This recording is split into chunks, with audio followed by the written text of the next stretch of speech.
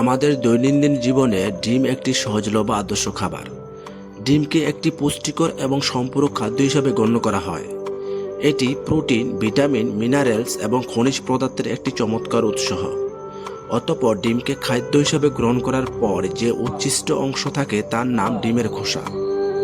আমরা ডিম খাদ্য হিসাবে গ্রহণ করার পর ডিমের খোসাগুলো এদিক সেদিক অথবা ডাস্টবিনে ফেলে দিই, কিন্তু আমরা জানি না ফেলে দেওয়া এই ডিমের খোসায় আছে ক্যালসিয়ামের এক অফুরন্ত খনি। কিন্তু আমাদের দেশে ছোট বড় সবাই প্রায়শই ক্যালসিয়ামের অভাবজনিত বিভিন্ন রোগব্যাধিতে ভুগে থাকে। বিশেষত গিটেবাত, হাড়ের ক্ষয়, হাড় ফাঁপা হয়ে যাওয়া, বিভিন্ন ব্যথা বেদনা, ভঙ্গুর দাঁত, নখ ইত্যাদি রোগে শিশু বয়স্ক জনগণের বিরাট একটি অংশ এই রোগগুলোতে ভুগতে থাকে। অথচ কম খরচে ডিমের খোসা থেকে তৈরি ক্যালসিয়ামের পাউডার দৈনন্দিন জীবনে ক্যালসিয়ামের চাহিদা সম্পূর্ণভাবেই মেটাতে পারে।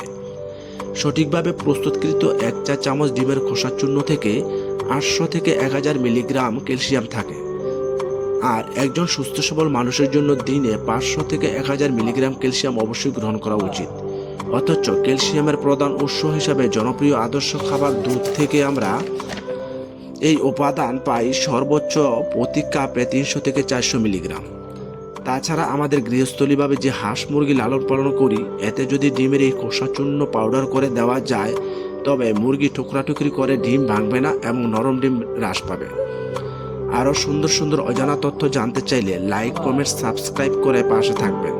আমি সর্বদাই আপনাদের পাশেই আছি।